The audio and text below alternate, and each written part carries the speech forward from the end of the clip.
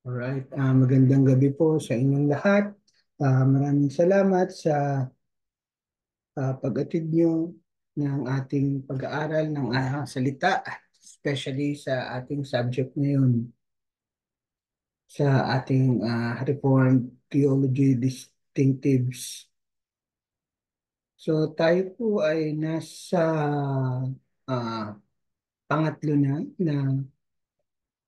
part ng foundation ng Reformed Theology. At ito nga ay ang five solas na tinatawag, five uh, singles, yung alone, five alones. Yung God's Word, in Christ alone, through faith alone, by grace alone, for the glory of God alone. At ito po ang naging basihan ng paniniwala ng lahat ng mga Protestant noong araw.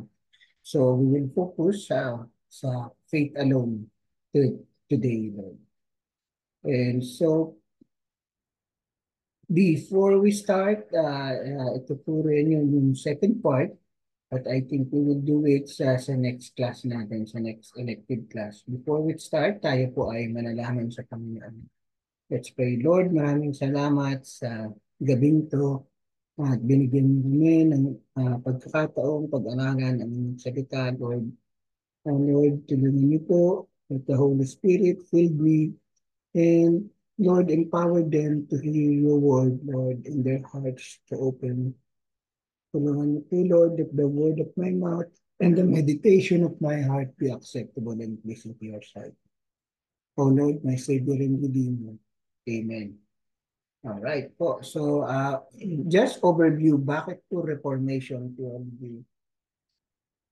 Kasi po, nire-reform natin, nire-reformat natin yung mga katuruan na ibalik sa tamang katuruan dahil nga po for the last nagsimula from apostles ng Panginoong Yesus and then nasakop ng Roman Catholic Church and for the last 10 centuries from 4th century until 14th century ito po ay naging part ng Catholic Church at dahil sila ay Roman pagans, nag-inject po sa kanila sila ng mga katuruan nila until dahan-dahang nawala na ang tunay na katuruan ng Biblia. And dahil doon, noong 15th century, nung nabalik ang mga pag-aaral, nabalik din ang pag-aaral ng salita ng Biblia at ito ang naging daan na makita ng mga tao na mali ang katuruan at kaya po nagprotesta. Kaya po tayo ang mga protestant laban sa Mother Church dahil dati po nag-iisa lang yung church noon. And so nag-break away tayo dahil gusto natin ma-reformat na dapat. Sinasabi nga na ang turo is five lang base sa five alones na to. And di po kumalat ulit ang Reformation sa buong Europe at nung nabalik na until 19th century, nagkaroon na ng tamang procedure at nabalik sa katuruan ng kagaya ng tinuturo ng Panginoong Yesus sa kanyang mga disiplo at nabalik sa tamang church teaching. Ngunit again, nabalik na naman tayo sa 21st century dahil nagbalikan na naman yung mga uh, maling katuruan. Kaya tayo nag-aaral ngayon para makita natin na dapat alamin natin yung katotohanan dahil umaatake na naman ang kalaban at sinisira na naman ang hindi tamang theology. And because of that, yun yung unang pinag-aralan natin, yung five solas, ang kauna-unahan doon is yung scripture alone. So magandang gabi po sa mga bagong dating. Kaka-start pa lang po natin. Na nasa review pa lang po tayo. So, God's Word alone. Yun yung sola scriptura. Bakit ganun yung mga title? Kasi po Latin to, noong 15th century, ang international language ay Latin. So, kaya po nag nagkaroon ng mga ganitong writings. So we translate now God's word alone. So bibilisan ko lang po sa mga review part just to refresh your mind bakit kailangan.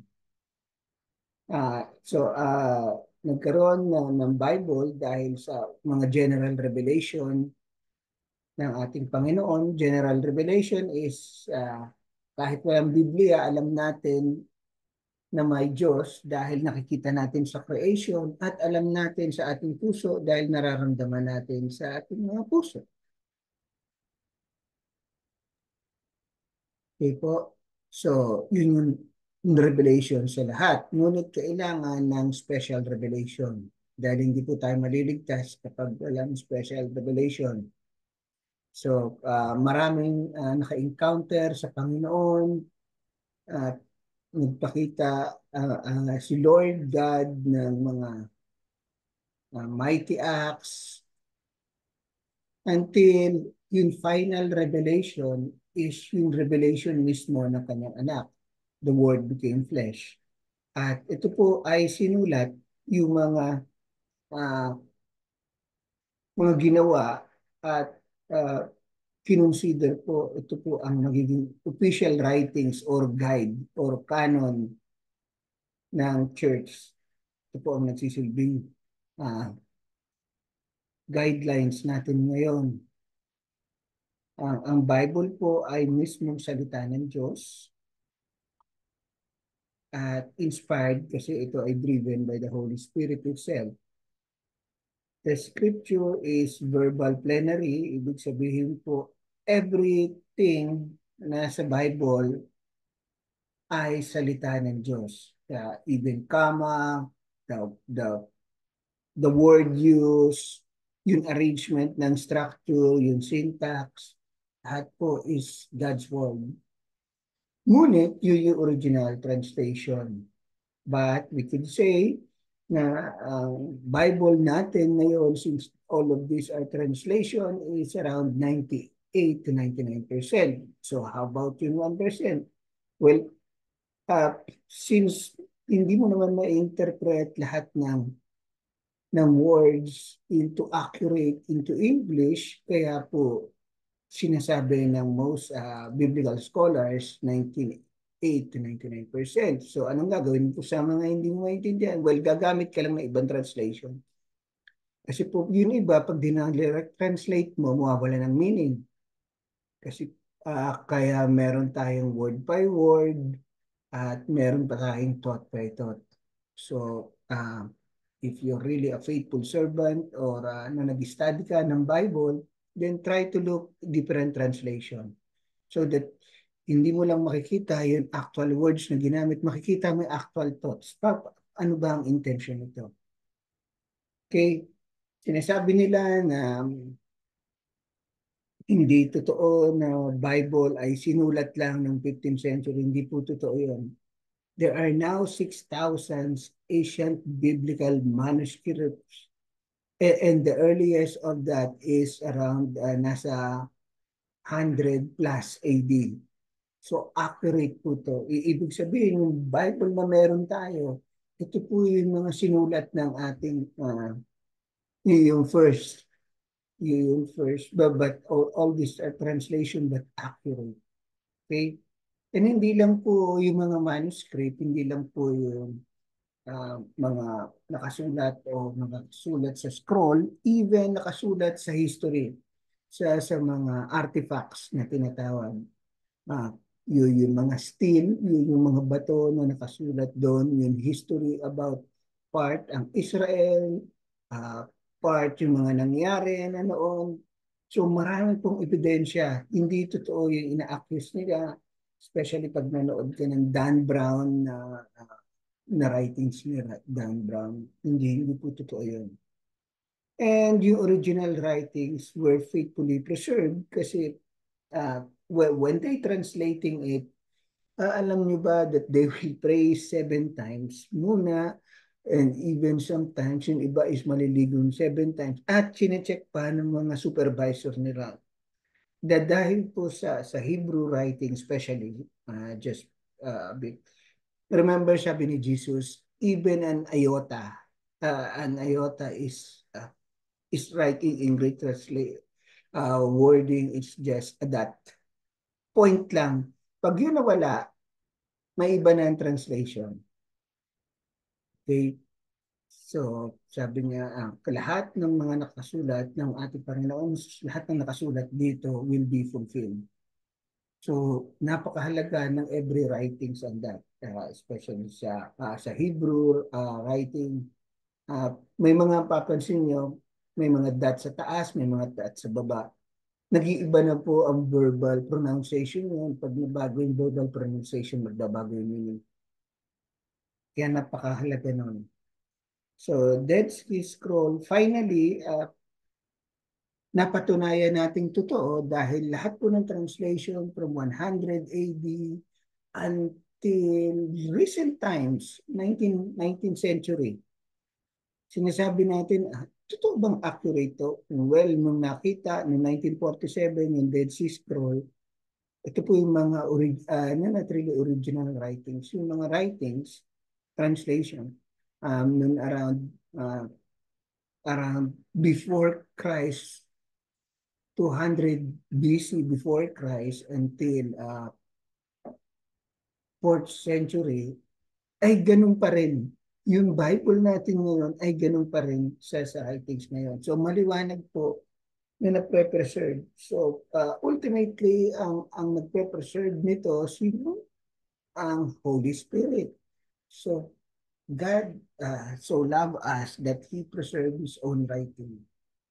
So, natatawag natin ang salita na Bible na ginagamit natin ngayon ay yung Bible na ay yung mga salita mismong binitawan ng ating Panginoon from the time sinulat ito ng mga first writers. And yun, New Testament po is not records but mismo actual witness. Kasama po nila si Jesus, right? Nung sinulat nito, kaya accurate to. Testimony nila to. And then, ang purpose naman, characteristic ng scriptures functionally uh, is authority of the script. The scriptures is the ultimate standard of truth. All the words in the scriptures are completely and true and without own. Sufficient po ang ating Biblia. Hindi na kailangan magdagdag pa ng mga bagong katuruan dahil ang ating Biblia is enough para maging guideline natin sa ating spiritual life. At ito po ay clear, ang Bible ay kayang maintindihan ng ninuman. Hindi lang ninuman na ang description sa Psalm 33 na even kahit ang sinto-sinto pwedeng maintindihan. Ibig sabihin kahit hindi lang hindi edukado kundi hindi sapat ang pag-iisip. Kayang intindihan, which is wow, di ba? Necessity ng scripture, ngunit kailangan ng scripture para doon nakasulat ang ating kaligtasan at ito ang magiging daan to preach the gospel. Kailangan din po ang scripture para maging guidelines natin sa ating daily Christian living. And of course, para malaman natin kung anong instruction ng Panginoon sa atin. Okay? Ngunit hindi kailangan ng Biblia para malaman natin may Diyos. Dahil nakikita natin sa langit, nararamdaman natin sa puso na may Diyos. Okay, so yun po yung scripture alone. Wow, why it's important. Last meeting 2 weeks ago, yun in Christ alone, solus Christus. So Christ alone is the only way sa salvation. Maliwanag po yan, sabi ni Peter sa Acts chapter 4 verse 12. So review lang po ito. We've gone through details on that before. So para overview, ma-refresh kayo, bakit po kailangan ng mga katuruan po?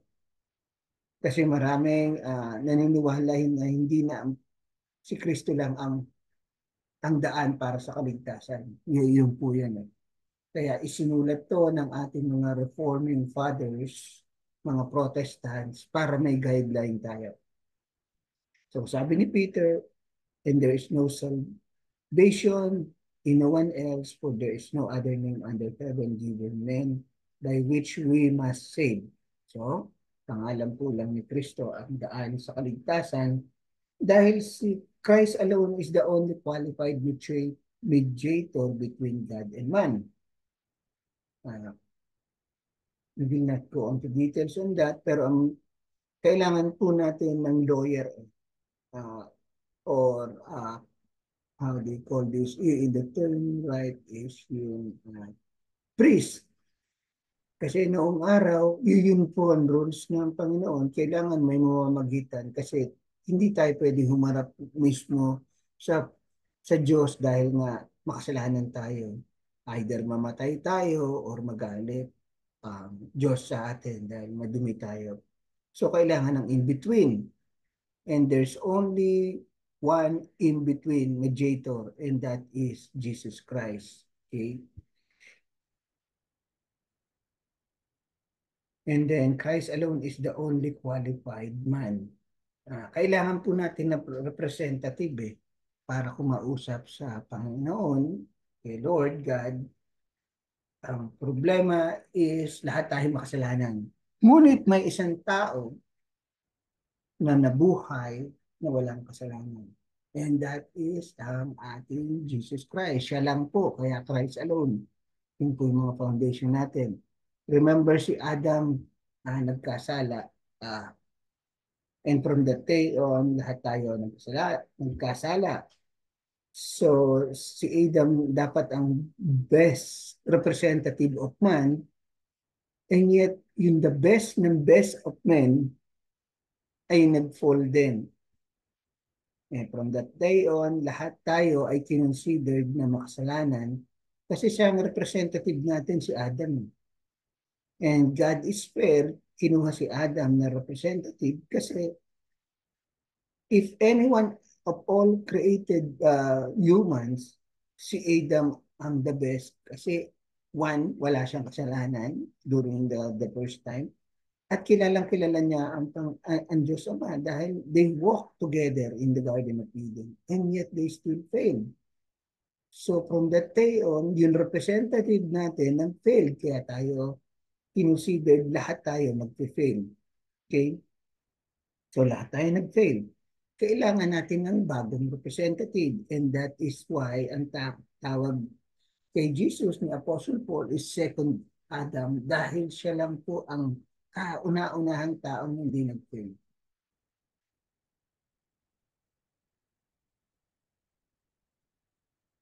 Kaya sabi ni Paul sa Romans chapter 5 verse 18 to 19, therefore as one trespasses lead to condemnation for all men, so one act of righteousness lead to justification and life for all men. For as by one man's disobedience, referring to Adam, many were made sinners, so by one man's obedience, which is Jesus, many will be righteous. So, mabuti na lang kung ganun. No, so nung nag-qualify si Jesus, those who will believe in Jesus Christ will also qualify. So, si Kristo lang, Christ alone is the only qualified sacrifice.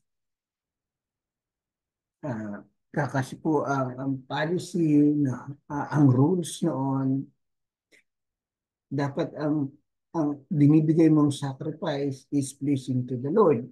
Paano tayo makakapag-offer? Lahat tayo ay makasalanan. So, kailangan ng offering na na-acceptin ng ating Panginoon, ng ating Lord God. So, meron po. Si Kristo lang ang kauna-unahang qualified sacrifice.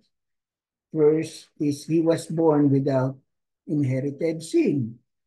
Dahil sabi sa ng angel na ang papanganak sa sabsaban na si Kristo Jesus ay sabi sa Luke chapter 1 verse 30, therefore the child be born will be called holy, the Son of God. So, pagka-conceive pa lang kay Jesus, holy na siya. And hindi lang po yun, hindi lang yung passive, but even yung active part, live without sin. One is every respect have been tempted and yet without sin. So, si Jesus lang po ang kauna-unahang taong nabuhay sa mundo nang walang kasalanan. First, wala siyang kasalanan, pinanganak, tayong lahat. Tulus. Oo.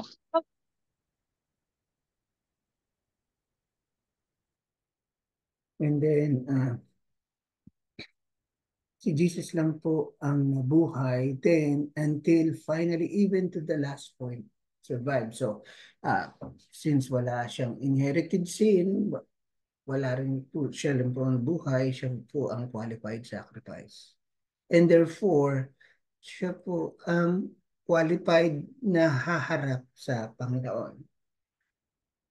Kasi po, in the Old Testament, yung high priest only enter sa holiest of holy once a year. So kapag may kasalanan yung high priest na yun, patay. Patay po sa loob ng presence ni God. So kailangan yung papasok is holy rin. Kaya nagsasacrifice siya muna para sa kanyang sarili so that he will be considered holy. Well, si Jesus lang po ang pwedeng high priest na pumasok sa loob ng holiest of holy. So that's why remember, naman tayo si Jesus na punot yung robe in between holiest of holy dun sa temple. Kasi it means na meron ng representative. Now, for a single offering, he has been perfected for all times, though you are being sanctified. So, single offering, yung kanyang pagkamatay. And from that day on, when God was satisfied, there's no longer any offering for sin. Hindi mo po tayo kailangan dahil si Jesus na ang sumalag. Siya po ang ating offering. And so finally, Christ alone is the only qualified high priest. So yun nga na-mention ko, yung high priest po ay unique dahil yung Levitical order ay may sablay din kasi nga mali yun. Hindi naman mali, hindi sila pure and si Jesus lang ang pure na high priest. In fact, yung pagiging high priest niya is not on the order of Levitical but yung kay Melchizedek na makikita nito sa Hebrews, and we will not go into details but I love to say so someday. Pakibasa niya na lang. Not only appointed a high priest but even qualified one. Hindi lang kung sino siya, si Jesus, but even kung ano ang ginagawa niya. Siya lang ang pwedeng mag-sympathize na kasi na high priest during that time, anong kasalanan mo, tatanong sa iyo at pagbabayaran mo as bibigay mo yung hayop. Well, si Jesus, hindi nila tatanong sa'yo dahil mismo ang Panginoong Jesus ay naramdaman niya yung mga trials natin. Kaya hindi lang niya sasabihin, hindi mo lang sasabihin sa kanya, naramdaman niya mismo. Kaya napakaganda ng ating high priest dahil alam niya yung pinagdaanan natin. So sabi sa Hebrews chapter 2 verse 17, therefore he had been made like his brothers in every respect, so that he might become a merciful and faithful high priest in the service of God to make propitiation for the sins of the people. So yun po. Now, finally, nasa sola fide tayo. Salvation through faith alone. So, through faith alone. Now, sa Judgment Day, we will be all standing sa harap ng Panginoon. And those who have proper understanding of sola fide, faith alone will be saved. Yun na po masisave. Well, bakit sobrang taas naman ng claim ko? Well, ito kasi, an understanding that only qualified them in heaven is through faith in the imputed Christ's righteousness. So we will go into details on that. Bakit?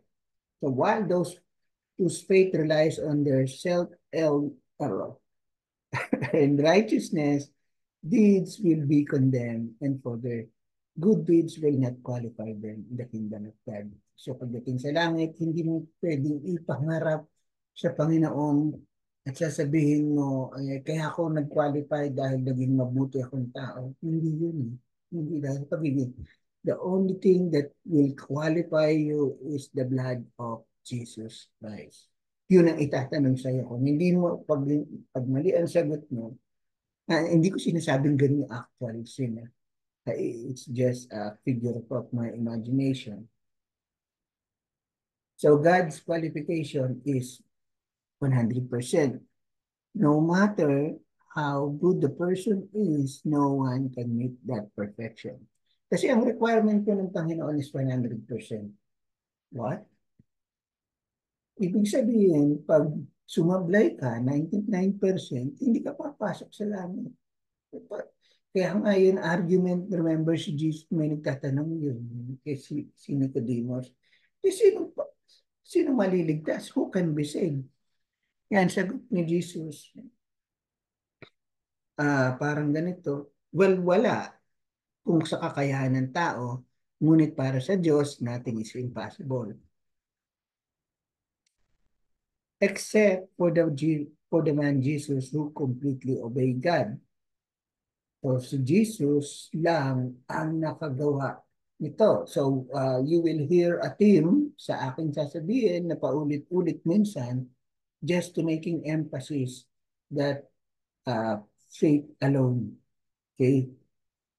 So si Jesus lang po ang nakaperform ng 100%.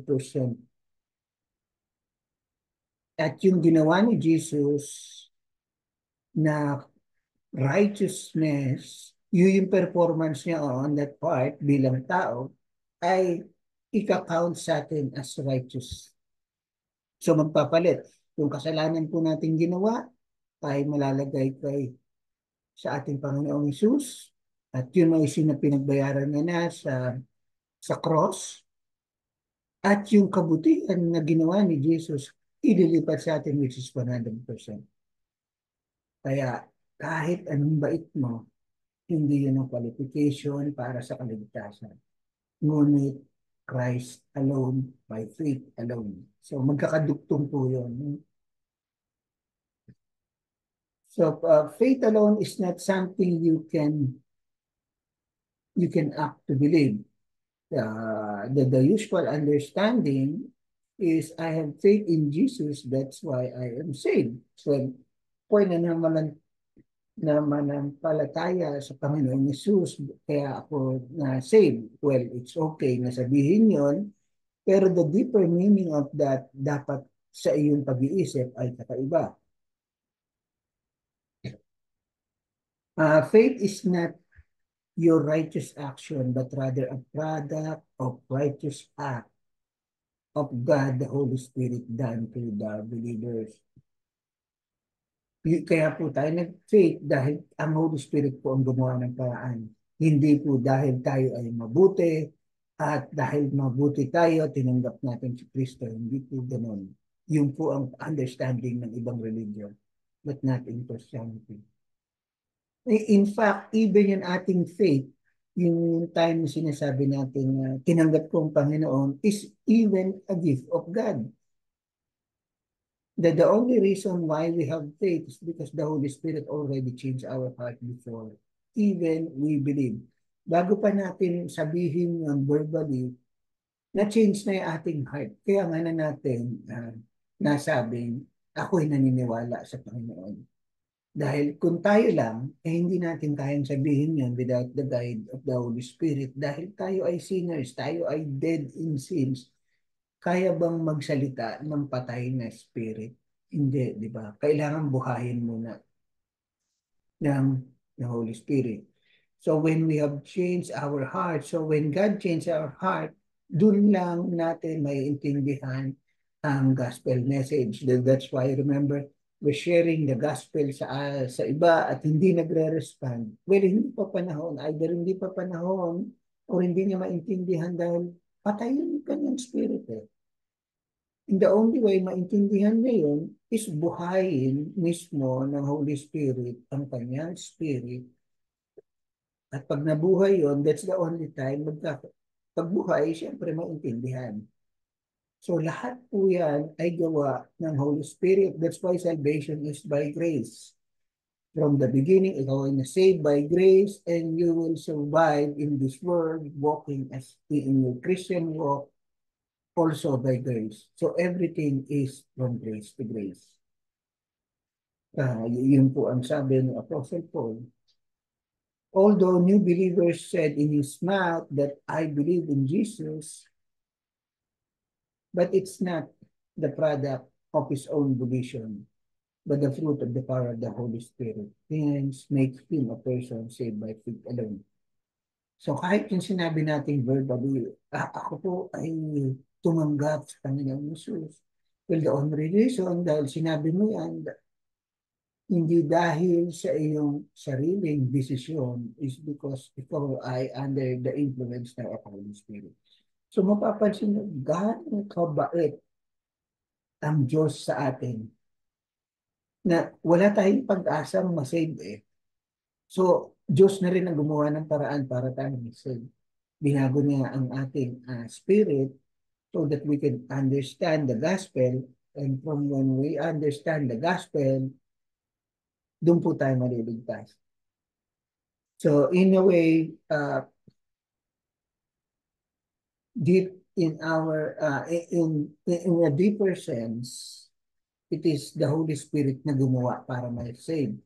But sa ating point of view bilang tao, sasabi natin na tinanggap natin ang Panginoon. Okay? So I hope na nakuha nyo yung procedures. Bakit importante ang faith alone through historically?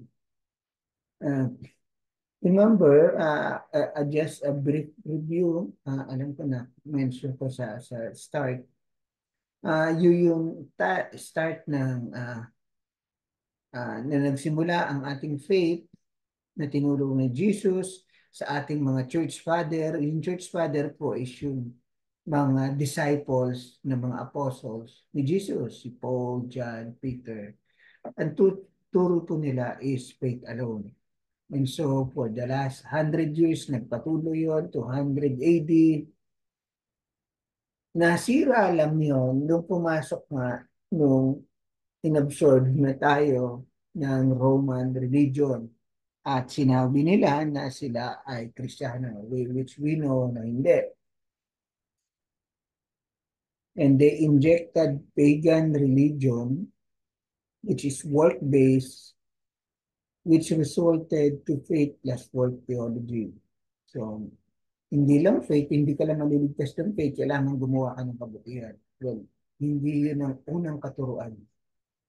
Yung ganong katuruan dahil inabsorb natin, inabsorb ng mga Romans na pagans, and yet they injected also yung mga katuruan nila. And isa sa mga prominent theologian is si Pelagius, yung mga Pelagian theology. Ngunit yung tinuturo niya na dapat gumawa ka rin ng kabutihan ay nagkaroon ng church council, nag-meeting-meeting lahat at kinundem na yung ganitong katuruan. And then after 1 century, yung 5th century, meron na naman lumabas yung mga followers niya, yung tinatawag na semi-Pelagian. Ano ibig sabihin nun? They believe that all human beings are corrupt by the original sin. Okay? So that's biblical. Tayo ay makasalanan ng lahat. But yung salvation is we can accept or deny. Well, hindi yun ang sinasabi ng Biblia. Making the final decision sa individual depending on the exercise of free will. It means that faith is no longer alone, but maintained by works. So, yun ang naging katuruan na yes, ikaw na ligtas by grace, ngunit for you to remain as Christians, kailangan gumawa ka rin ng work. So, marami pong ganyan ang nagtuturo, which mali. So, faith plus work tawag doon.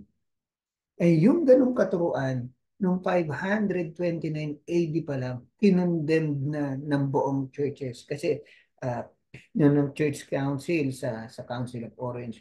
Ano po ba yung Church Council? Wala na kasi tayong ganun ngayon eh. Lahat po ng kapastoran sa buong mundo, nag-uusap-usap, nagmi-meeting-meeting, and for many days, even some are months, they debated sa theologically debated on this. Tama ba to? So maraming pag-uusapan doon until they make a final decision. Yun po yung Church Council. So they condemn yung mga ganong katuruan. And noong Dark Ages, yung Western world from 5th to 15th century, namatay. Yun yung pagsik ng knowledge until uh, and most of the so-called Christian community, Roman Catholic, Orthodox, no longer apply sola fide but faith plus sola fide. So hindi na po yung faith alone but may iba na. And then noong 15th century, yung nagbalik, of course, gumawa ng Panginoon ng Diyos mismo ng paraan, yung Renaissance, maganda mag-research din kayo from time to time about history. Yung Renaissance is not really a religious thing but driven by intellectuals.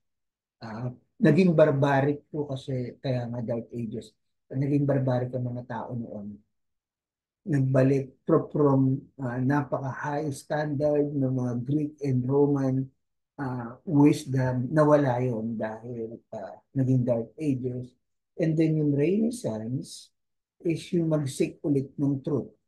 So nagsik ulit ang truth ang mga tao. Binalikan nila yung mga classical music, binalikan nila, kaya nagkaroon ng classical music.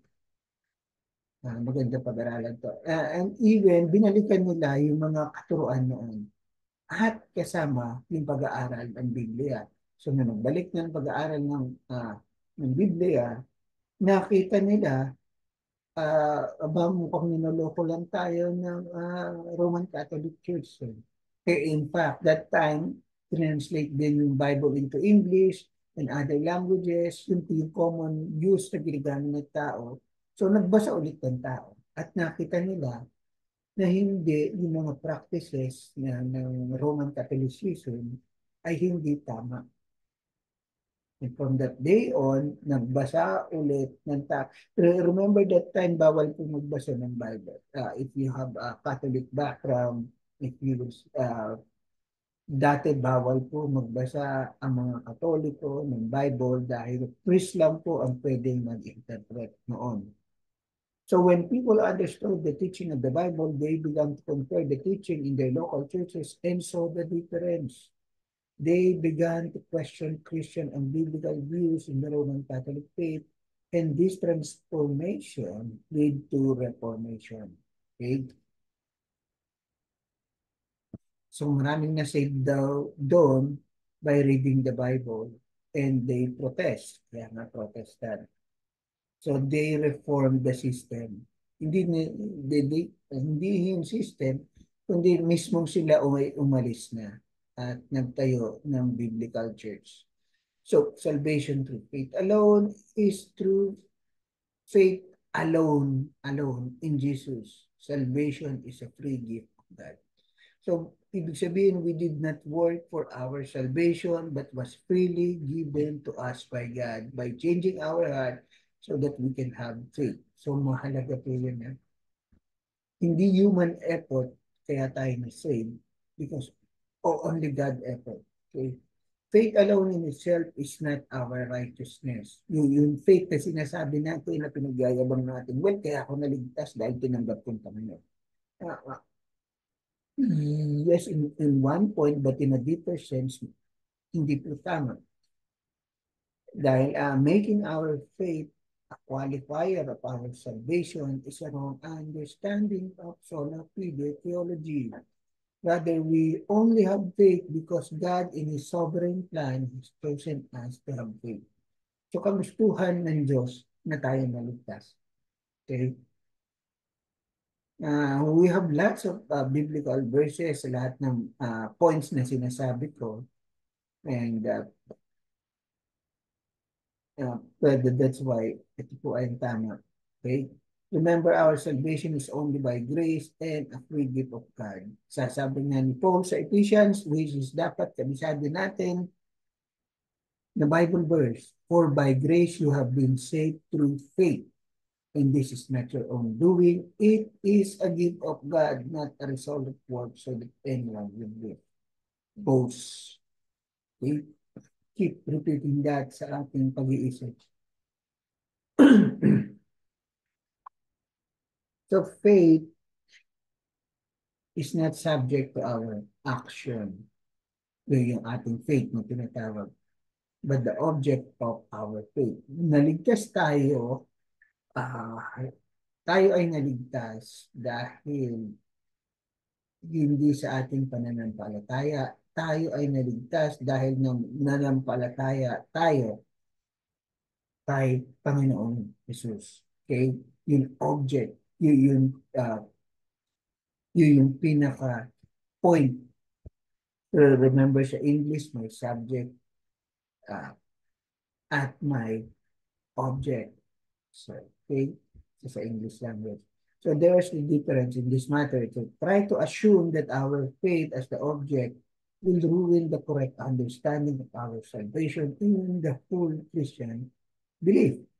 Dahil nga, pag binago mo yun, then sasabihin mo, yun magkakaroon na ng by work theology, masisira lahat ng katuruan sa Bible, especially sa New Testament. So this idea will lead us to believe that salvation is by work. And if by work, we need to work hard to attain God's standard, we know we could not. So, kung sinasabi natin, grace plus work, by work, then alam naman natin walang magpa-qualified na any work kahit ano pang kabutihan, kabaitan yun. The only thing na makakonsider tayong righteous is because of Jesus Christ. At yung kabutihan of Jesus Christ was imputed to the believers from the time we believe. So, our religious work, yung mga mabuting gawa natin won't save us or give us salvation. Hindi po yun ang magiging daan, but only through faith alone in Jesus Christ. Our good works are the proof that we have faith, and these work are necessary evidence of the fruit of salvation. So remember, ano yung fruits? Kaya po tayo gumagawa ng mabuti is because tayo ay Kristiyano na. Meron tayong Holy Spirit, and the fruit of the Holy Spirit is love, joy, peace, patience, kindness, goodness, faithfulness, gentleness, self-control. Against such thing that there is none.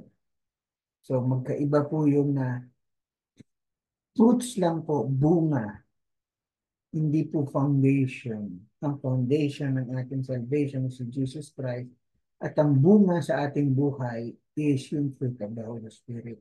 Okay?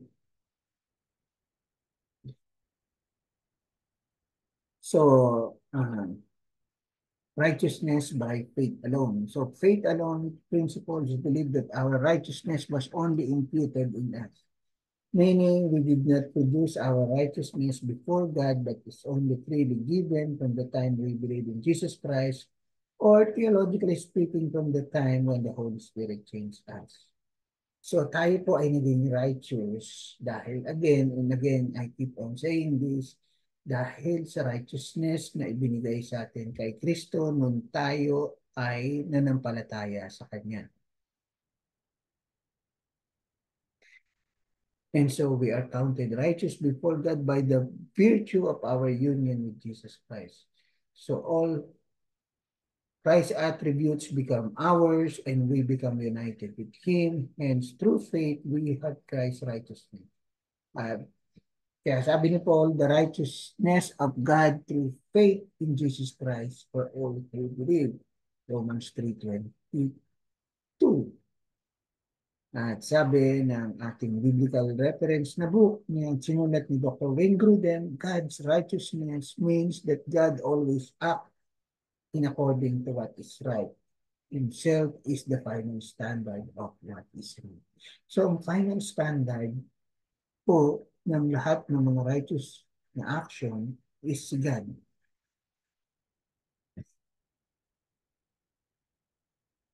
Prophet Isaiah defined what God's righteousness means when he said, I, the Lord, speak the truth. I declared what is right.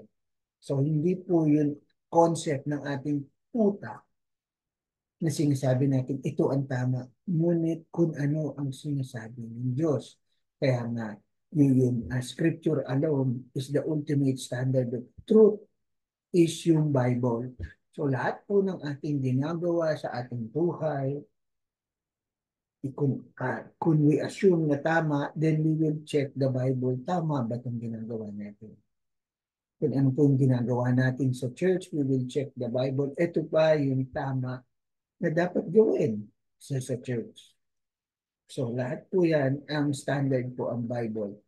The Bible is higher than the pastor, than yung mga traditions. So if we want to correct yung ating church, check the Bible. Dahil nagbigay po ang Panginoon ng specific instruction how it works para sa church, sa ating Christian living, and how to communicate with God. So justification by faith alone based on the understanding that we are justified through the imputation of Christ's righteousness. In other words, we are justified because we believe that Jesus Christ is righteous. Now, ano ibig sabihin ng justification? According to Dr. Wayne Grudem, justification is an instantaneous legal act of God in which he thinks that our sins are forgiven because he put Christ's righteousness in us and declared us righteous in the sight of God. Justification means that God decided we are clean because our sins were imputed in Christ Jesus. So sa harap ng Panginoon, it's a court rule. Pag nasa court ka, at sasabihin sa iyo, bakit ka magiging papatawarin sa kasalanan? Kasi may lawyer dumating at sasabihin, sagot ko na yung kasalanan niyan. Ako na. So si Jesus Christ yun. Okay? Siya po ang sumalo. Kaya po tayo sa court ay pinawalang sala dahil may sumalo ng kasalanan natin. So, si Jesus Christ, bale, it's a figure of speech. Si Jesus Christ ang makukulong dahil sa ating kasalanan. So ganun yung cohort language na ginamit niya ng ating Apostle Paul.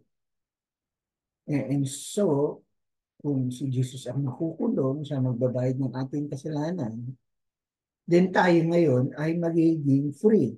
Wala nang kasalanan. That's why pinalaya na tayo. So, ganun din ang situation na where we are now free at walang kasalanan. Sa lahat ng bagay, kasalanan from the past, present, and future. Wow. So, ganun kalalim ang binigay ng justification ng Panginoon sa atin.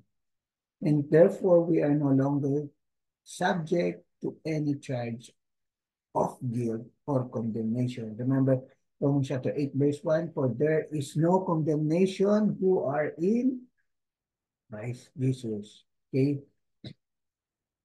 So it covers all from beginning until end. And because we are now justified in God's presence, we have peace with God. Also, Paul said, therefore, since we have been justified by faith, justified by faith, we have peace with God through Lord Jesus Christ.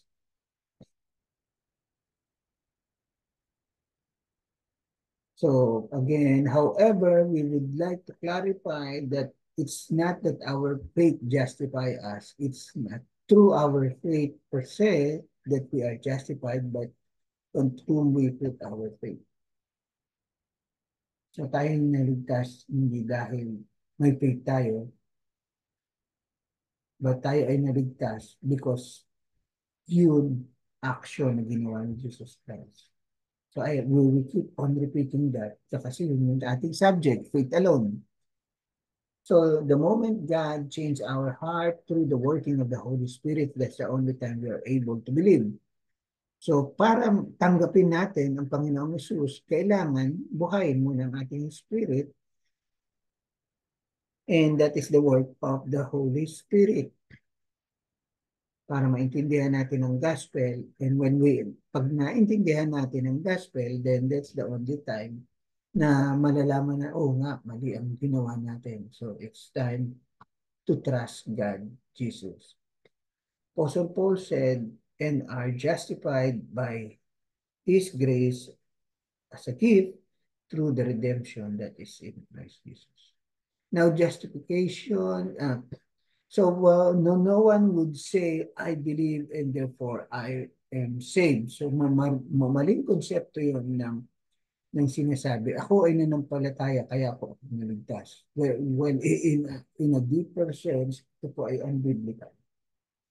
Yes, we believe, but even the power to believe is also by the grace of God.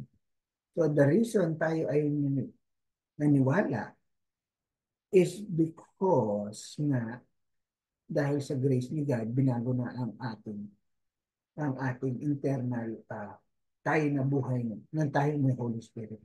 Tayo may new spirit. So the only reason we're able to believe or have faith because God already changed our heart. Okay? Kaya sabi ni Paul, for we hold that one is justified by faith apart from the work of the law. Hindi dahil sa paggawa ng mabuting gawa, tayo ay na-justified o declared righteous sa pananampalataya. Okay? Kaya faith alone. So having faith is not because we do our part in the work in accepting the gospel, but rather we have faith because God already made us alive even before we accept Jesus Christ. So yun po yun. No? Bago pa natin bitawan yung salita, nabago na yung ating puso. And that's the only reason tayo nakapagsalita na tinanggap ko ang Panginoon kasi binago na ang ating puso.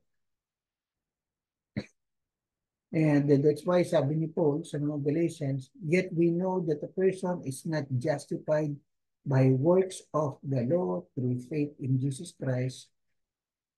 So, hindi po tayo na-justified sa paggawa ng mabuti, but sa pananampalataya sa Panginoon. Sabi, in order to be justified by faith in Jesus Christ, and not by the works of the law, because working the law, no one will be justified. So sa pagsunod ng batas, sa pagsunod ng mabuting gawa, walang malilig. Ito, maliwanag to. Sa Galatians chapter 2, verse 16. Now, being justified by faith does not mean that we can do whatever we want. So sanctification is, dapat yung word na ito nasa taas is sanctification. So being justified by faith does not mean that we can do whatever we want. Ito po ang tawag na ating hyper grace at maraming naniniwala kung ganyan. Because it assumes that everything the believer does is already forgiven, whether good or bad. So yun po ang isang maling understanding, yun yung hyper grace. Since pinatawad niyo tayo ng Panginoon, then okay na natin gawin lahat. Pero hindi po ganun yun. Yes, ang ating kaligtasan ay by grace, ngunit yung ating Christian walk or yung sanctification, ay still we need to act in a way may participation tayo doon.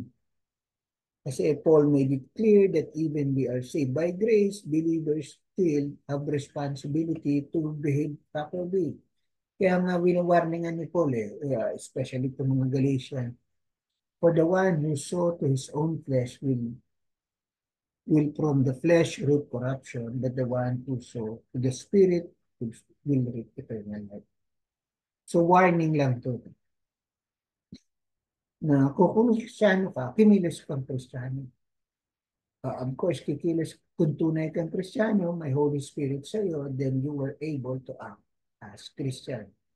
Dahil yung mga Kristiyano lang, hindi sila makapag-act na bilang Christian is because wala naman talagang Holy Spirit doon.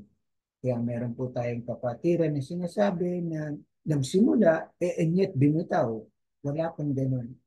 Kung talaga po tayong pinili ng Panginoon to the end, we will remain faithful. I know na magfo-fall tayo into sin, which lahat tayo nagkakasala, even Kristiyano na, and yet the Holy Spirit making a way na bumalik tayo. That's why kinukonvict tayo ng Holy Spirit pag may kakasala. So yun isa sa mga proof na tayo ay tunay na Kristiyano na nagigilty tayo sa ating puso. Okay? So Paul knows that as long as we are in the flesh, we are subject to its desire. That's why he made a warning to believers. Paul emphasized that a saved person will remain saved. However, he keeps warning the believers to act properly as Christians. So tayong mananampalataya, we will be saved. We will persevere bilang Kristiyano, not because kagustuhan natin, dahil kagustuhan mismo ni God. Okay? Kaya ang tunay na Kristiyano will remain until mamatay siya or until kunin siya ng Panginoon. So sanctification is by faith alone. So if we rely on our own righteousness, we will fail. Kung magre-rely lang tayo sa ating mabuting gawa, tayo po ay mag-fail. Why? Because Satan always accuses us that our walk is not worthy. And even our conscience will accuse us that we cannot make in God's standard of righteousness.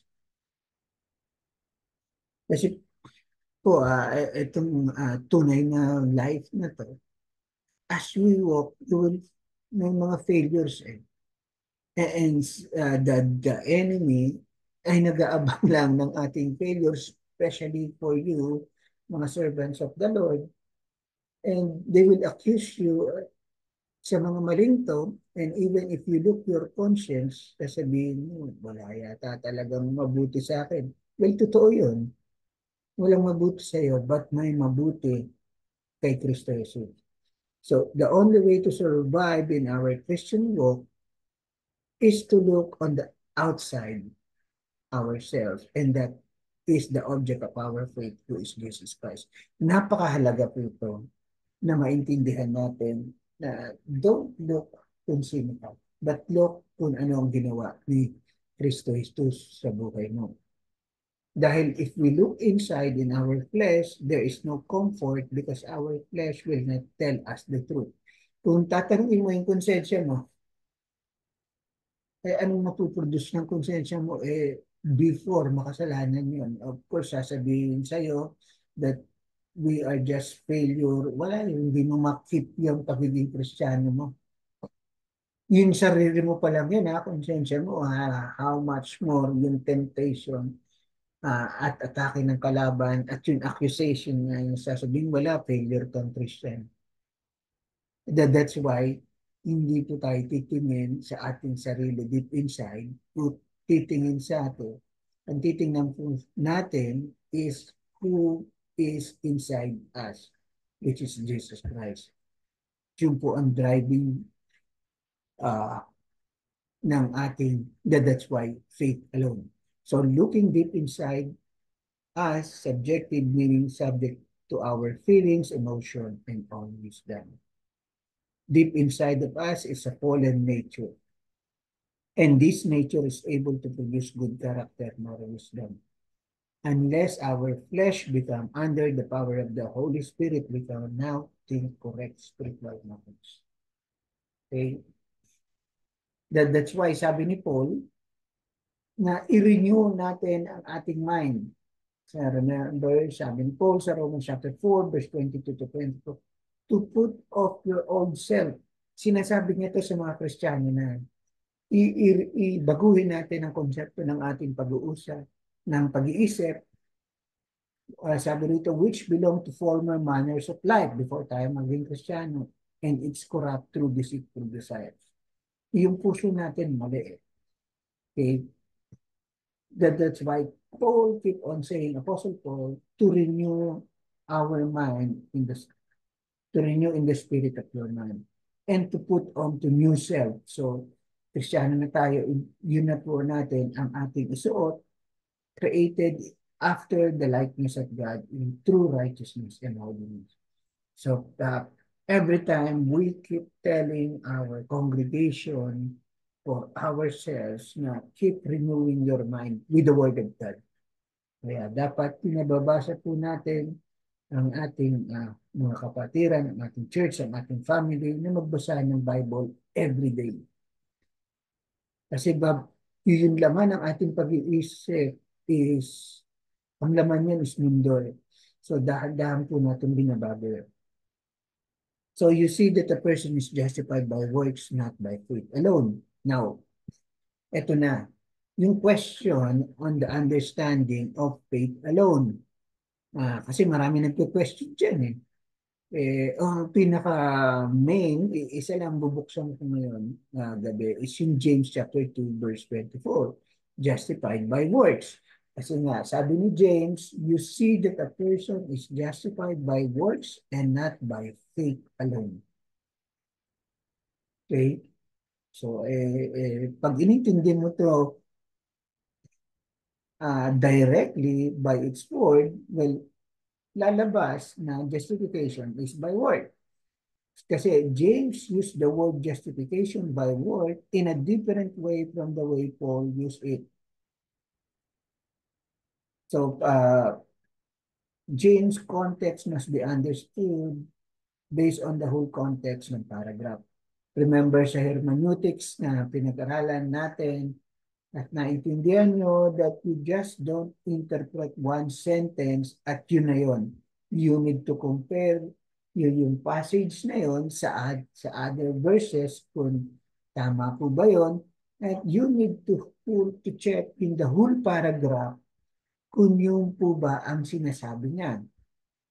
In the context ng sinabi ni James yun, we need to understand kaya sinabi ni James is dahil yung passage before that, yung verses before that, yung sa verse 24, sa verse 21, sabi niya muna, ito yung kaya niya sinabi, sabi ni James, was not Abraham our father justified by works when he offered his son Isaac upon the altar?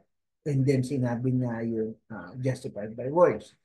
So he's preparing something later in Abraham's life, the story of Isaac. So ang sinasabi dito, kaya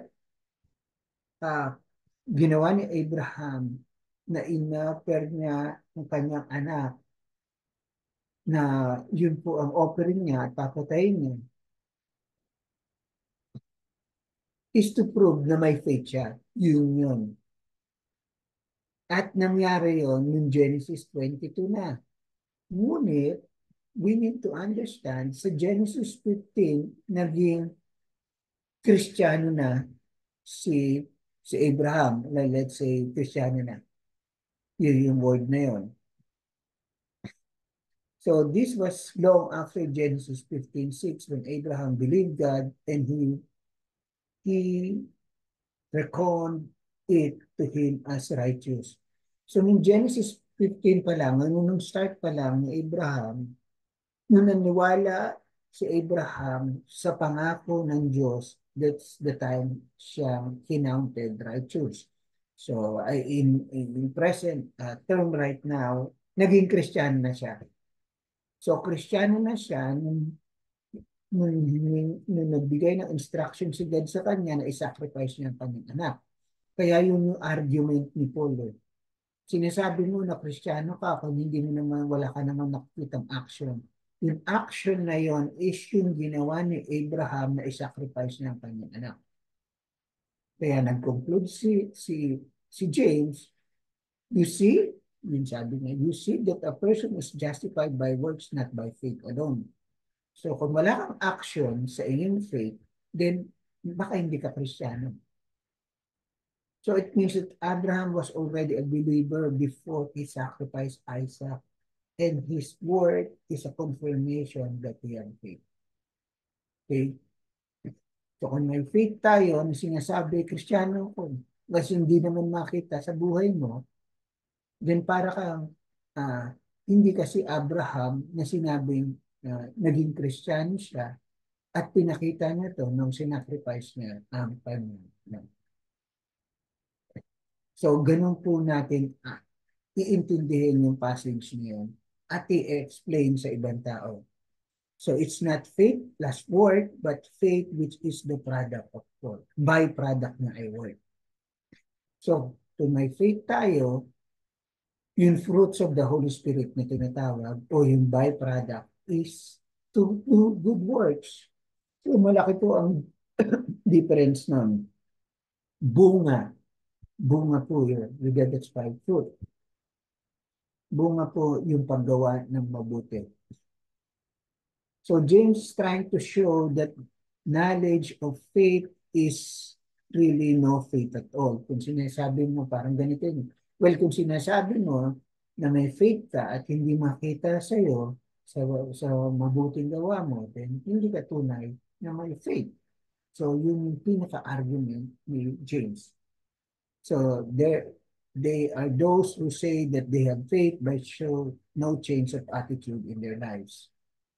Kaya sabi ni James, yun, sinundan niya pa to, for as the body apart from the spirit is dead, so also faith apart from work is dead. So, compare niya yung dalawa. Kung may faith ka at wala kang ma-produce ng mabuting gawa, then baka talagang wala kang faith. So James is simply saying faith that has not result of war or work is not real faith at all. That's why sabi niya, it's a dead faith. Okay?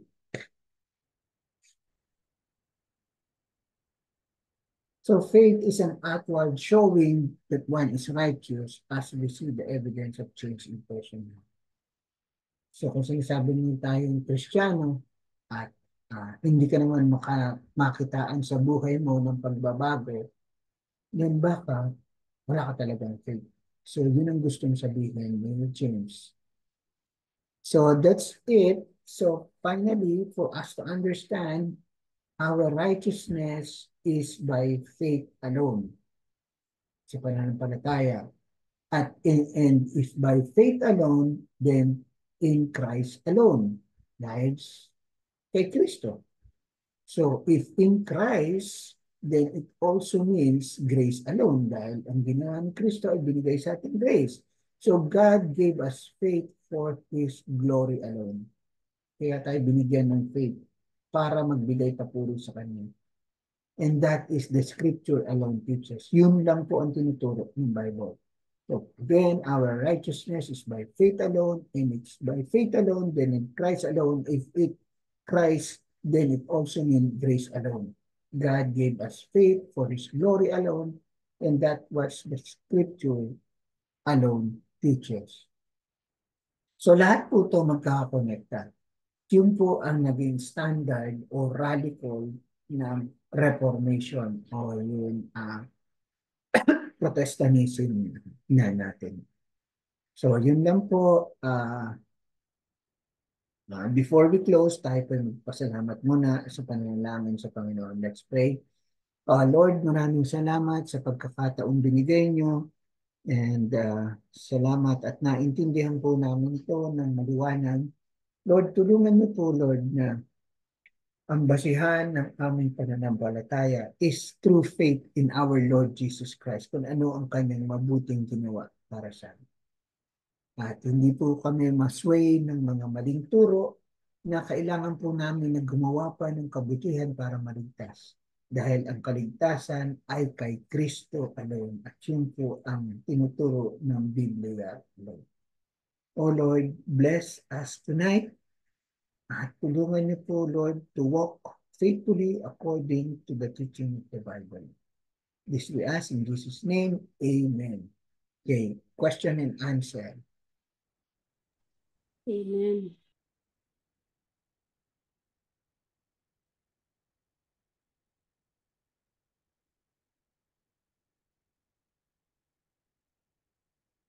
May gusto po kayong idagdag, na i-share, na mag-encourage sa kapatiran, or meron po kayong question?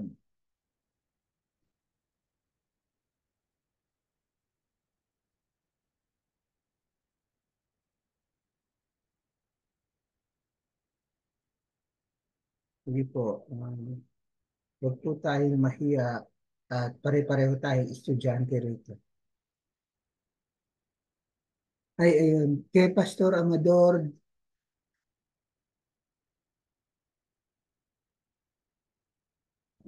Yan, magandang gabi po sa lahat. Magandang gabi po, Pasdex.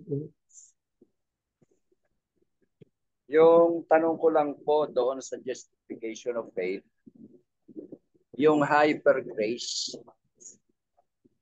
yes Hindi ko po. po alam kung ito o parang gusto ko lang magbahagi. Sa hyper grace po, di ba tayo po ay tinubos na sa ating mga kasalanan? Yes po.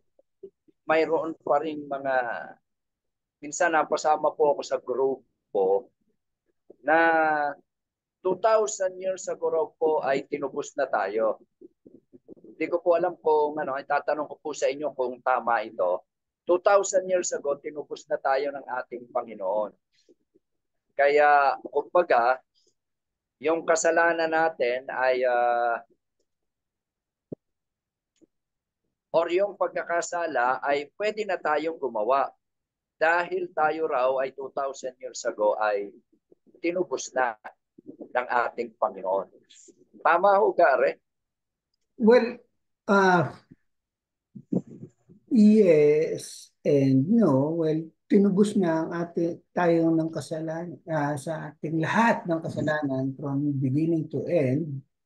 That doesn't mean na tayo ay pwede nang gumawa ng masama dahil for so many times na tinuro ni Jesus mismo and even the whole New Testament na kahit Kristiyano ka, hindi ka pa rin gawa ng masama kasi ang tunay na proof na Kristiyano ka is sinusunod mo yung kautusan ng salita ng Diyos. So, yung understanding, marami po yan eh. Yung mga hyper grace ng grupo eh. Salamat po, Pastor Amador. Salamat po, Pasdex.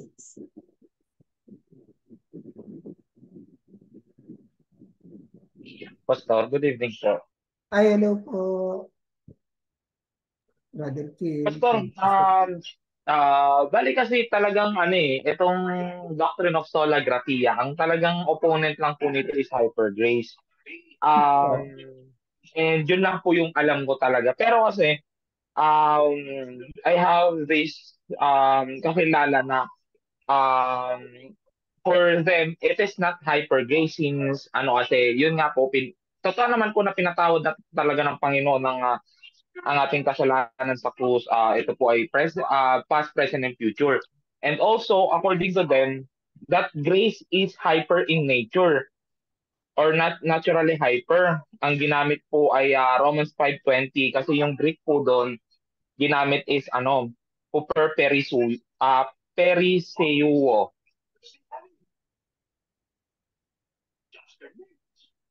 Ano pong masasabi niyo doon, sir? well, totoo po tayong pinatawad from our past, present, and future sin. But ang bottom line nun doesn't mean na pwede na tayong gumawa ng, ng masama.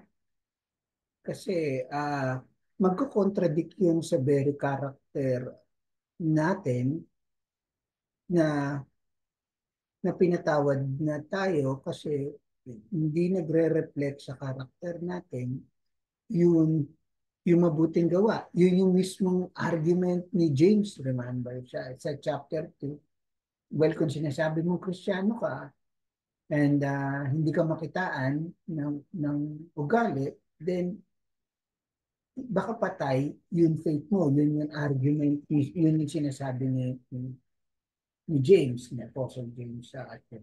So, I think yung sinasabi mo is they just playing with the words based on that single word which is not hermeneutically hindi nagmamatch sa ibang teaching ng Bible. So, yes, we are saved from beginning to last. Yet, we need to act as Christians to prove that we are tunay na may faith. So yun po ang pananaw ko po. Thank you po, Pastor. Thank you rin, Brother Kim, Pastor Kim ba? Pwede pong magdagdag, Ay, Pastor Dex. Hello Tinutang. everyone po. Hello po. Bali, we should understand to differentiate the aspects in distinguishing this atonement. No? Po, pinag-usapan po natin kung ano po yung atonement po ng ating Panginoon. Kung kanino siya, kung ano ang intention of this atonement, extension of this atonement, and application of this atonement na tinatawag. So, kailangan po natin siyang ma-distinguish. Totoo nga po na ang pag-alay ng Panginoon sa kanyang buhay ay para sa lahat. Pero kanino po ba talaga ito? Sino ang dapat tumanggap nito? Yung tumanggap po sa ating Panginoon, yun yung may karapatan po, dito po ina-apply yung atonement. Di po ba? Lahat po ay ibinigay niya ang buhay sa lahat. Nag-sacrifice siya for all. Pero po, ang extent po niya is for only to those who accepted Him as their Lord and Savior. Doon po na-i-apply yung atonement, yung tinatawag na atonement. Kasi nga po kaya nagkakaroon ng hyper grace. Kasi minimekos-mekos po, minimix-mix po, hindi po nadidistinguish yung proper interpretation po ng atonement. Yun po yung ano ko po. Pagkakaunawa ko. Salamat Thank you po. all. Salamat po, Pastora Mirna.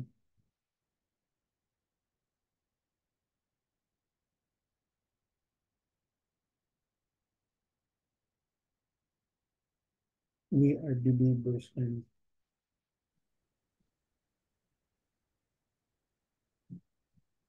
may tanong dito si Brother June, Pastor Dexter. Meron lang po akong narinig na US that we are believers na kapag pinag-pray po ay need na raw banggitin ang mga nagawang kasalanan. Totoo ba to? Well, itong answer ko, ang instruction ni Paul sa atin, if we confess our sin, so yun yung process ng salvation. When we confess our sin, sasabihin natin yung ating mga kasalanan at hihingi natin ng kapatawaran. Yun yung first part, faith and repentance always work together. And then, second part is we accept the Lord as our personal Savior and tagapagligtas, Redeemer. Yes, we verbally say yung ating kasalanan at hinihingi natin ng patawaran, but at the same time, gagawin natin ang Diyos na si Kristo Jesus na ating bilang Panginoon o Lord o Master. So, paparati pong those two same side of the coin work together. Kasi po, bakit po mahalaga yun na kailangan dalawa? Kasi may mga katuruan na kapag naligtas ka daw, may stages pa para maging Diyos mo ang si Kristo. Wala pong sinabi sa Bible niya. Ganun ang sinasabi. May mga ibang churches pong ganun na at magiging Lord mo daw ang Panginoon. Well, sabay yun eh. Parating sabay. Romans 6, maliwanag na parating tanggapin mo si Kristo bilang Panginoon at Diyos. The same time, humingi ka ng patawad sa iyong kasalanan.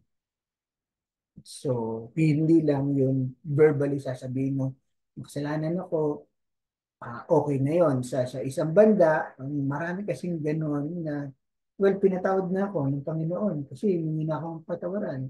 Tapos nabuhay pa rin siyang normal na parang makasalanan pa rin dahil sinabi niya at one point na umattend siya ng church, nag-testify siya, pinatawad ako sa aking kasalanan.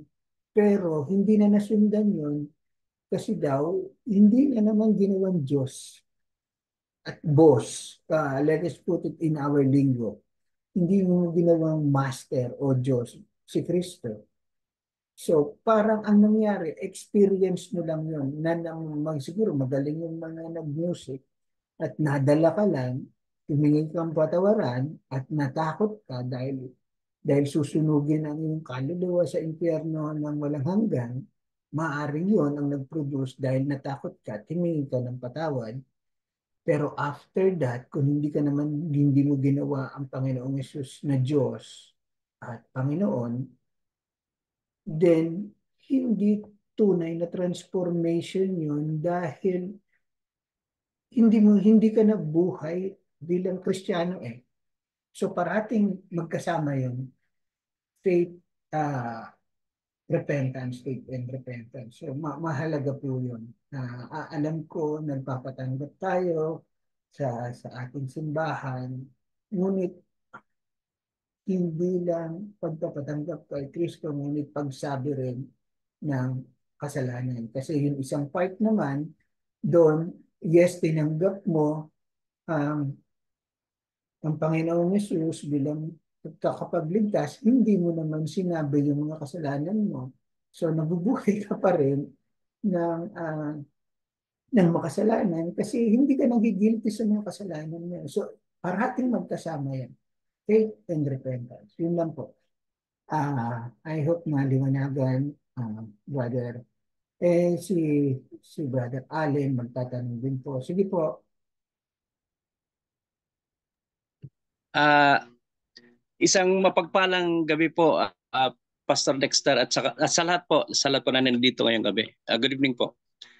Yung tanong ko lang po, yung isang Kristiyano po kung totoo at tunay niyang tinanggap ang ating Panginoon Diyos bilang Panginoon at tagapagligtas sa kanyang buhay, hindi naman po natin may kakailan na wala pong perpektong Kristiyano po.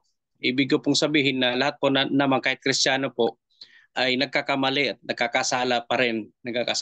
So, kung sabi po sa lesson natin kanina na napatawad na po tayo yung past na kasalanan natin, yung present, tsaka yung future. So, yung tanong ko po, ibig po bang sabihin na yung salvation ng Kristiyano na yun ay hindi po nawawala? So, in other words po, tama po yung once saved, always saved. Yun lang po, yung tanong ko po. Thank you po. Well, ang tunay na Kristiyano will remain Christian hanggang mamatay siya. But yung word na gas-gas na ginagamit, once saved, always saved, is in-abuse po ng tao. In principles, I agree with that.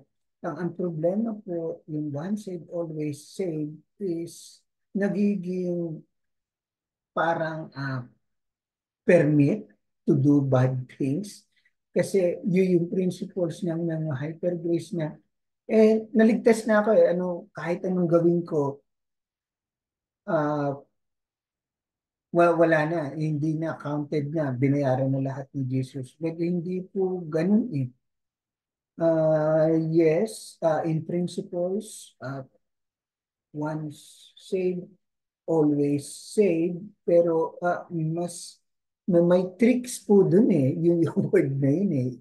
Magandang sabihin, pero may tricks eh, kasi ang trick behind that is every time they say that word, is because always connotated na I can do other things, bad things. Kasi I'm already saved. Well, hindi po ganun ang Christianity. So, once you are saved, you will do good things to prove that you have faith. And therefore, even until the end, you will remain Christian. So, malaki po ang difference nun. And I'm trying to avoid that word kasi po mali na po ang konsepto ng pag-iisip natin mga Kristiyano ngayon. Yes, kung tayo ay pinili ng Panginoon, gagawa ng paraan ng Panginoon for us to remain Christian even until the end. That's why nga, pag nagdadapa tayo, di ba, pag nagkakasala tayo, hihingi tayo ng kasalanan, ng patawad sa Panginoon ulit and ulit and ulit and ulit. Kasi may Holy Spirit na tayo. But to say, yung the way, yung qualifier na word always is medyo tricky. Kaya I don't subscribe really on that word, but I believe if you are Christian, God will make a way for you to remain Christian until the end. Not because kagustuhan mo, because kagustuhan ng Panginoon. I try to understand it this way. Kasi yun yung turo ni Apostle Paul. And I'm trying to avoid that word once and always. So I hope na Father Alan. Salamat po. Salamat po, Pastor Dexter.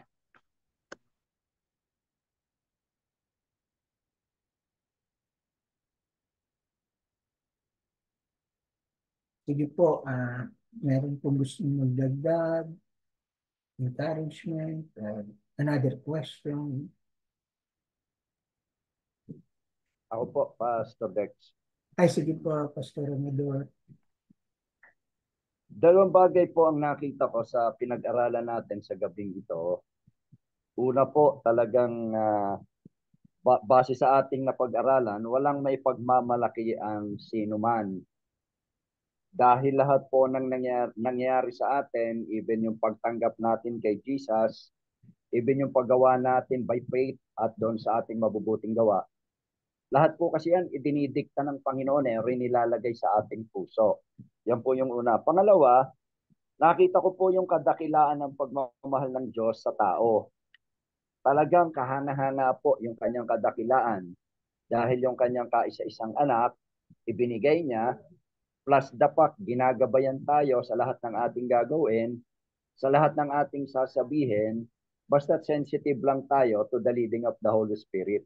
Opo. Ang tanong ko po, Pastor Dex, bakit sa kabila po ng mga bagay na yan, na ginawa ng Diyos sa tao, ay sa panahon natin ngayon, bakit po marami pa rin nadideceive na mga Kristiyano doon sa maling pananaw sa sinasabi ng Bible? Yun lang po, Pas. Okay po. Salamat po sa pagpapaliwanag mo. Napakaganda po nun na lahat ginawa ng Panginoon. And second is napakabuti ng Panginoon sa atin. Sa atin, bakit may nadideceive?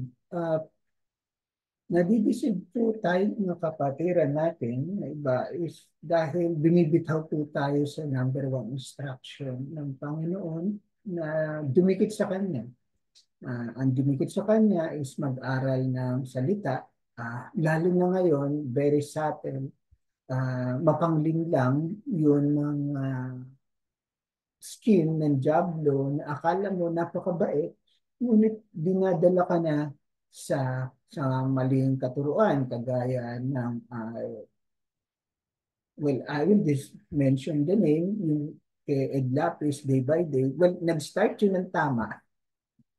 At dahil hindi ko alam kung anong nangyari, at marami ng mga miyembro niya ang nalinlang din at naniniwala. At nakakalungkot dahil ako po matagal sa Dubai, may mga kapatiran naniniwala sa kanya. Yun ang masakit na maliwanag na tinuturo sa Bible na hindi ganun sa sinasabi niya. And yet naniniwala sa kanya. And sinabi na namin na i-check nyo yung Biblia. Well, mas mahalaga yung sinabi ng kanilang boss kesa sa kung anong tinuturo ng Biblia. So kaya maraming naniniwala sa aking pamilya is because hindi na tayo nagsaliksik ng Biblia Kaya dapat everyday na pagkain natin to, renew our mind. Kasi ang mind natin is hindi mo nakadesign. Na-influensya ng mundo. And that's why dahan-dahan natin binabago to at nire-replace ng tamang katuruan ng Biblia. So, yun po sa ating pananaw, Pastor, is dahil nalimutan natin ating first love, and that is Jesus Christ, at basahin ang kanyang salita. Dahil mapanglinglangan mundo, na papatikimin ka, lalo na walang problema tayo sa mundo na normal kasi alam natin mali yun eh. Ang problema ngayon, ang tricks ngayon ng kalaban is yung magbibigay ng konting tama, yung mga false teacher o yung mga false Christian group. Magbibigay ng konting tama, of course, kakagatin natin, tama eh. Pero ang kasunod nun, i-inject na nila yung maling katuruan. And ngayon, kung di tayo aware, hindi tayo nagbabasa ng ating Biblia, or hindi tayo natuturuan ng tama, tayo ay nagiging biktima ng mga maling katuruan. So, yun po ang aking point of view, pananaw, Pastor Arnaldo, na kaya po tayo nalilinlang because kinalimutan natin yung instruction ng ating boss, ng ating Lord si Jesus Christ. Ang pagbasa ng Biblia at pakitungo, fellowship with fellow believers. Yun lang po. Thank you po, Pasdex. Salamat po. God bless po. God bless din po.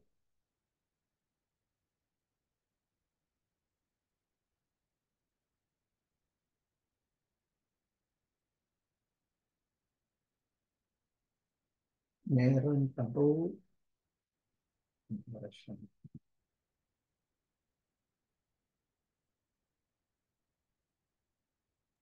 Sir, may tanong po ako. Apo. Kasi meron pong teaching dito sa Laguna o Laguna, Quezon. Yung by grace alone po. Na kasi sinasabi natin na doon sa Romans chapter 8 verse 1 na yung past, present, and future na kalagayan natin, pinatawad na tayo ng ating Panginoon. So, we consider it na tayo ay saved. So, ang tinuturo ay okay lang dahil merciful naman ang Diyos. Malawak naman ang kanyang pagpapatawad. So, okay lang po na kayo ay magkamali. Okay lang yon. Dahil nga, by grace, sa biyaya lang talaga ng Panginoon tayo umaasa na maliligtas. Ngayon po, ang tanong ko doon, pwede ba itong maging lisensya, yung by grace alone, para, kasi ang sinasabi okay lang po yun kasi andiyan naman yung forgiveness ng Diyos eh. So para pong namamanipulate yung believers na sige, okay lang na hingi lang kayo ng kapatawaran. So ano po ang inyong pwedeng maging view tungkol po dito? Kasi parang sa tingin ko rito, parang kinukonsinti natin yung believers na sige, magkamali po kayo. Dahil nandiyan naman yung grace ng ating Panginoon. So ano po ang inyong masasabi dito, Pastor Deck? Okay po. Maraming salamat, Pastor Joel. Yes, it's true, grace alone. It doesn't mean we need to abuse it. And yung word na okay lang yon ay hindi po tamang word. Hindi po okay yon. Every time na magkakasala tayo, iniiyak ang Holy Spirit sa atin. Yun ang pinakamasakit. And every time that the Lord, Holy Spirit, God the Holy Spirit is grieving, bimibitaw siya sa atin. Hindi bimibitaw sa ating salvation. Yung work niya, yung power niya to empower us, nawawala rin. Pansinin mo pag may kasalanan tayo. Di ba? Yung motivation mo to do, mag-minister na nawawala, yung gifting mo to speak properly nawawala. So, hindi po okay yun. Kaya, okay lang bumalik sa Panginoon, but hindi po dapat sabihin yung word na okay lang yun dahil po hindi natin nabibigyan ng glory ang Panginoon, nasasaktan ang God the Holy Spirit na nasa atin. At at yung mga kapatiran na nakakita sa atin, dapat example tayo, ay nadadapa, natitisod din sila dahil sa atin. Kaya hindi po tamang gamitin yung word na okay lang yun. Yes, pag nagkasala tayo, bumalik tayo sa Panginoon. Yun po ang dapat. Pero to sabihin na okay lang magkasala ay parang yung sinabi, parang sinabi nila na okay lang palang maging makasalanan eh. So, it contradicts sa teaching ng Bible. So, hindi po okay na tayo ay magkasala pa ulit intentionally. Of course, magkakasala tayo from time to time unintentionally. Pero maging intentional is parang wala tayong Holy Spirit talaga pag intentional. So, yun po aking pananaw na wag po natin gagamitin yung okay lang yun. Mapagpatawad ng Panginoon. Of course, mapagpatawad ng Panginoon. Pero, kung gumawa ka ng kasalanan, ay palalagyan ka rin. And either mawawala ka sa ministry or maraming mawawala sa iyo. So, hindi okay yun. May consequence yung paggawa ng kasalanan. Lalo na sa Kristiyano. Para sa mga non-Christian, pag gumawa sila ng kasalanan, okay lang yun dahil wala naman mawawala sa kanila eh. Makasalanan na sila eh. Pero tayo mga Kristiyano, pag nagkasala, hindi po okay yun. Kasi ang daming consequence. Well, consequence is, pag nagkasala ka, pansinin mo, i-accuse ka ng diablo sa tenga mo na nagsisilbi ka pa sa Panginoon. Eh, ganyan naman pala ang buhay mo. So, ang hirap, di ba? So, don't accept the word okay lang yun. Hindi po okay lang. Yes, grace is by grace. Yet, it's not okay to say okay lang yun. So, yun po ang aking pananaw, Brother Joel, Pastor Joel. Pwede Thank you po, pong Pastor. magdagdag. Sige po. Pwede pong magdagdag. Kung na-picture nyo po yung case po ni King David, no? Nung wala pa sa kanyang nagpapaalaala, nung hindi pa siya kinakausap ni itong si Prophet Nathan, parang after na siyang magkasala kay Bathsheba, parang okay lang siya, kumbaga. Okay lang siya. Till nang ipaalala sa kanya yung kanyang kasalanan, doon niya nalaman, hindi pwedeng isikreto ang kasalanan. Sa atin ngayon, sa panahon natin ngayon, Banal na Espiritu Santo ang nananahan sa atin. We should have this strong conviction pag alam natin tayo nagkakasala dito ba? Kasi nga nananahan siya. Yung Espiritu natin buhay at nakalakip ito sa ating Espiritu, no? Ang Espiritu ng Diyos. So dito pa malalaman po talaga natin, talaga bang may Espiritu, talaga bang Kristiyano ako? Kung wala kang nararamdaman, despite na tayo ay nagkakasala or nakakakomit ng kasalanan, wala tayong nararamdaman na kalungkutan o talagang repentant heart, wala tayong nararamdaman na pagsisisi sa ating mga ginagawang kasalanan. Matatawag ba natin na talagang mayroon tayong buhay na espiritu? No, yun po, kumbaga ang kaibahan, si David, nanatili siyang King David, pero na-recognize niya o na-acknowledge niya yung kanyang kasalanan nung kinausap siya nitong si Prophet Nathan. Likewise po sa atin, mayroon nga tayong espiritu na nagko-convict sa atin kung alam natin na tayo ay nagkakasala. Kung questionable po, kung tayo ay nagkakasala, halimbawa we're committing adultery, no? Adultery, let's say. And yet, parang baliwala lang tanto. Anyway, ligtas naman ako pag ganyan po yung perception natin. Anyway, inano naman na ng Lord do you think you are really saved? Kasi yun po yung question dun eh. Kung walang conviction sa puso mo na nagko-commit ka niyan, and yet akala mo, sa tingin mo, ano ka pa rin, ligtas, there's something wrong in you. At kagaya nga po ng sinabi doon sa Matthew na sabi po doon sa 7, ang gumaganap lang sa kalooban ng Ama ang siyang makakapasok sa kaharian ng Diyos. I mean, doon pa lang po magkakaroon tayo ng ano sa isip natin. Am I really Christian? Habang nagkakasala ako, tapos sinasabi ko na Christian ako. Hindi ko man lang ma-realize na, sorry, may nasasaktan akong ibang pamilya, enough na, yun lang po. Na-share ko lang po yung part na yan na, yung conviction ba sa puso natin pag tayo nagkakasala. Ano po? Thank you. Salamat po, Panam. Salamat.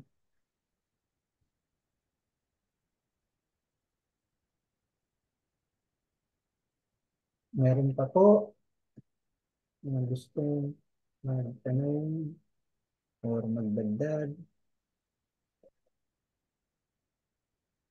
Hello po, Pastor. Ay, hello po, John Victor. Hello po. Sir. Ay, dagdag ko lang po yung yung isang verse lang na sasagot doon sa sa grace na pwedeng gamiting lisensya sa kasalanan. Actually, nasagot din po ni Apostle Paul yan sa Romans chapter 6 verse 15. Okay po.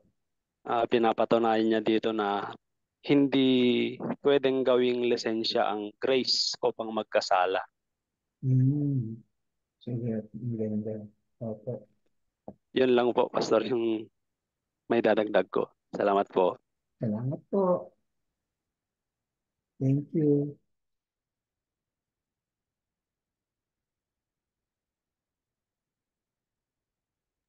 My point is, nakalimutan ko pong idugtong, Pastor Dex. Ang point ko po kasi, yung paalaala, halimbawa, nalalaman natin ng ating kapatid ay especially yung pastor, no?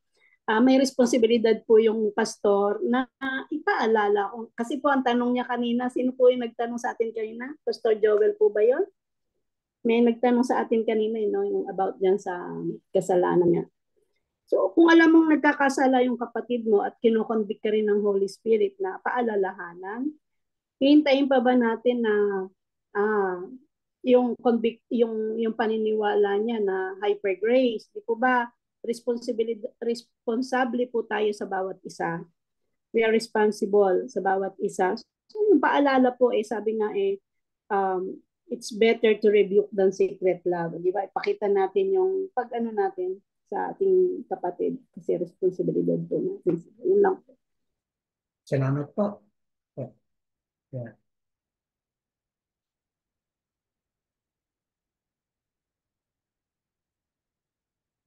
Ay, magpa-picture pala tayo bago po may nag-out na. Pwede pong pa-on yung camera kahit saglit lang. Ayun si Pastor, nakita niyo si Pastor Derek? Nagpakita.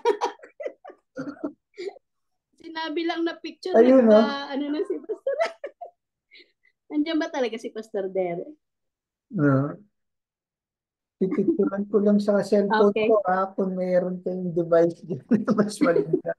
Pasenda lang sa group chat natin. Sige po. Opo. 1, 2, 3. Thank you. Nandiyan pala si Pastor. Thank you. Pastor, baka gusto niyo mag-add. O baka busy kayo eh.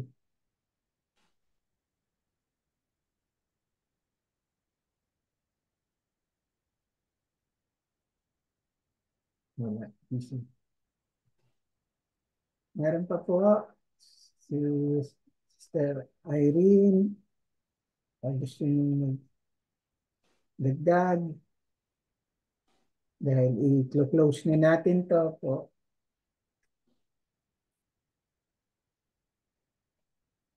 Meron pa. 9:43 na.